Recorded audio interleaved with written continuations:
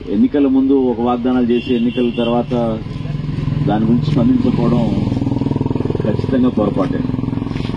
నాకు అర్థం కాదు ఏంటంటే ఈ ముఖ్యమంత్రికి ఘర్షణ వాతావరణం చాలా ఇష్టం. ప్రశాంతంగా చేసుకుంటున్న ఈ నిరసన కార్యక్రమంలో కూడా నిన్న అధికారులందరినీ పంపించి వాలంటీర్లు పంపించి స్థానాలు పాల్గొట్టండి ఇవన్నీ అంటే ఏ సమస్య అయినా సరే పరిష్కారం చేయగలుగుతాం ఆ స్థాయిలో అధికారంలో ఉన్నప్పుడు కూర్చుని మాట్లాడాలి. అమరావతి రైతులతో కూడా ఈ విధంగా చేశాడు అతను. పక్కనే ఉంటారు, వాళ్ళు పిలిపించుకుని కూర్చుని మాట్లాడుకుని న్యాయబద్దమైన సమస్యలు కానీ పరిష్కారం చేయడానికి కానీ ఓ ప్రయత్నం చేస్తేనే ప్రజాస్వామ్యం. ఇప్పుడు మీ డిమాండ్స్ ఇతర రాష్ట్రాల్లో పొరుగు రాష్ట్రాల్లో ప్రత్యేకంగా అక్కడ ఉన్నట్టుగా మనకి వేతనాలు పెంచాలనేది అంగన్వాడీ హెల్పర్స్ వర్కర్స్ వీళ్ళందరూ కూడా డిమాండ్ చేస్తుంది. ఖచ్చితంగా అది న్యాయబద్దమే. ఎందుకంటే ఈ రోజుకి కూడా సుప్రీంకోర్టు ఇచ్చిన గైడ్ లైన్స్ ని పాటించాల్సిన కనీస అవసరం బాధ్యత ప్రతి ఒక్కరికి ఉంటుంది. సో మినిమం వేజెస్ ప్రొటెక్షన్ కిందైనా సరే కానివ్వండి లేకపోతే లేబర్ యాక్ట్ కిందైనా సరే కానివ్వండి ఏ విధంగా చూసినా కూడా మీరు కృషి చేస్తే అనేక ప్రాంతాల్లో వైద్య సేవలు లేని ప్రాంతాల్లో కూడా మీరు తల్లుల్ని ఆదుకుంటున్నారు, చిన్న బిడ్డలను ఆదుకుంటున్నారు. మన భవిష్యత్తులో మనకి భారతదేశంలో ప్రతి ఒక్కరి కంట్రిబ్యూషన్ వాళ్ళ భాగస్వామ్యం అయ్యే విధంగా మీరు కృషి చేసిన విధానాన్ని నాకు బాగా అవగాహన ఉంది. చాలా అద్భుతమైన కార్యక్రమం ఐసీడీఎస్ ప్రాజెక్ట్ అనేది.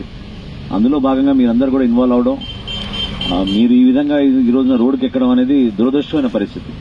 నిజంగానే కూర్చుని మీతో మాట్లాడి సామరస్యంగా ఇన్ని కార్యక్రమాలు చేస్తున్నప్పుడు రాష్ట్ర ప్రభుత్వం ఆ బటన్ నొక్కేదేదో మీ దగ్గర కూడా బటన్ నొక్కితే బాగుండేది. ప్రతి ఒక్కరికి మీ న్యాయపరమైన డిమాండ్స్ పొరుగు రాష్ట్రాల్లో ఉన్న దానికన్నా 1000 రూపాయలు పెంచుతా అని చెప్పాడు కదా గతంలో.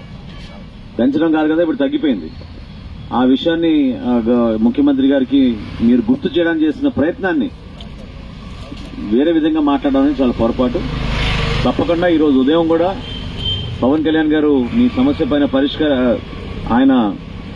పరిష్కారం జరగాలి, దీనికి ప్రభుత్వం స్పందించాలనే విషయం పైన ఆయన ఈ రోజు పొద్దున స్టేట్మెంట్ రిలీజ్ చేశారు. మిమ్మల్ని అందరినీ కూడా సంఘీభావం తెలుపుతూ మీకు మద్దతు తెలుపుతూ మీ పోరాటానికి జనసేన పార్టీ నుంచి ఖచ్చితంగా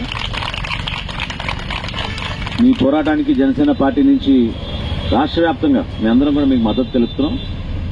ఈ సమస్య పరిష్కారం కోసం కూడా తప్పకుండా రేపటి రోజున మన ప్రభుత్వం ఏర్పడిన తర్వాత డెఫినెట్ గా నా అభిప్రాయం అయితే వ్యక్తిగతంగా ఖచ్చితంగా దీని గురించి స్పందించాలి. మేము ఇది బాధ్యత.